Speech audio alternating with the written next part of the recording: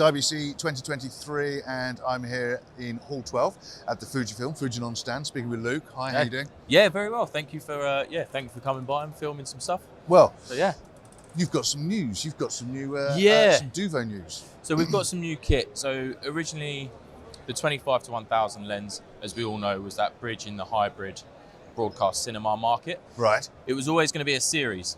Just that series we kept under wraps until we finalised smaller details. You knew what you were going to do with it. Yeah, exactly that. We knew where it fit in and everything else. So, but on the 7th of September, we originally announced, we had a mock-up at NAB, but on the 7th of September, we released the finer details, the stuff people want to know, on the 24-300mm Duvo lens. So you can see it, maybe see it in the case on the background. So it's a Super 35, it carries the same characteristics. It's a Super 35 full frame lens coverage. PL mount. PL mount. Lightweight, it's under 3 kilos. It's 270mm long. It's a T-stop of 2.9 and it ramps to T4.2 at 207mm. So in terms that you lose one stop in the Super 35 coverage, you lose one stop of light. It's lightweight, you can go handheld, you can go steady cam, you can go jib arm. So it's got a good focal length. It's just an exciting move for you. Yeah, no, hopefully. Obviously, there are other lenses in the market that are similar, but as always, it's slightly wider, slightly longer, try and get a better T-stop out of it. But also we've got extra specifications on it. So we've got remote back focus, so electronic back focus. Okay.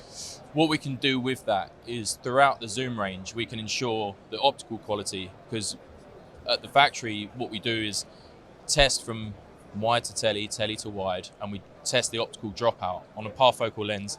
Naturally, it will drop out everywhere. Yeah. So we can measure that dropout in optical performance, and we're talking microns, we're splitting hairs here. You'd never see it on camera. But we can actually adjust that into the back focus mechanism automatically. Yeah. So as you go through the zoom range, the back focus is moving plus or minus 15 microns to keep the performance absolutely perfect all the way through.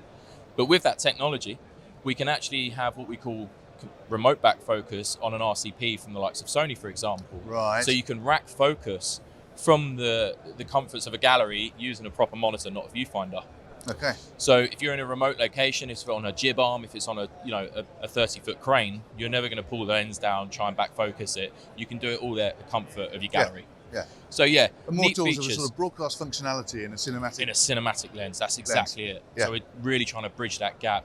We've got other technologies like breathing compensation. Yeah.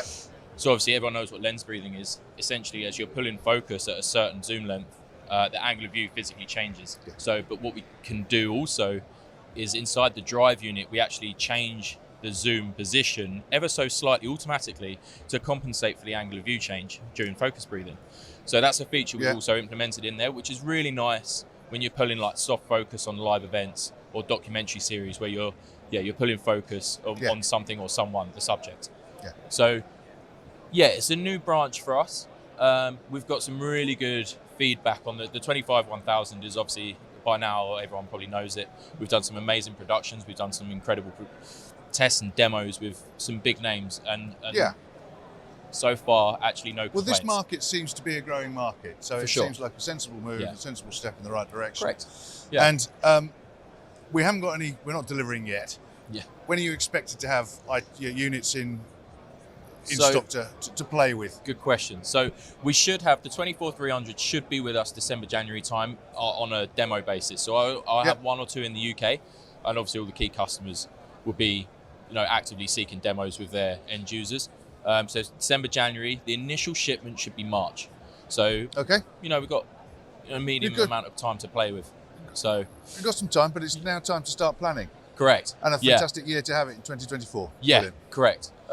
So actually digressing slightly, but we've got the 14-100, which we've announced a development on. Right. We've got it in the case as well. It's just a mock-up example again. So it's a 14-100mm wide angle Duvo Series. So same again, broadcast style ENG barrel with a cinematic look. Super 35 and full frame coverage.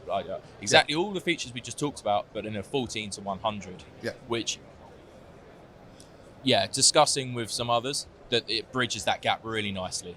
Again, so, this is introducing a range. Yeah, correct. So I don't know where it stopped. I'm not on that pay scale where I get told the secrets, we'll find out in time, so far Yeah, the 14-100 has been really well received actually. Good. And we expect some really good things from that. We're really trying to push Japan for a working sample of the 14-100 at NAB 2024. Brilliant. So, yeah. So how do we get in touch if we want to find out more, and how do we get a demo of the lens? Okay, so if you know me personally, drop me an email, get in touch with your local dealer, or fujifilm.com, check out the specs, drop a commercial email in there and it'll get filtered through to the right division. Brilliant. So, yeah. Thank you very much. Thank you. Thank you, Luke. And for everything else that we're doing at IBC, it's kitplus.com.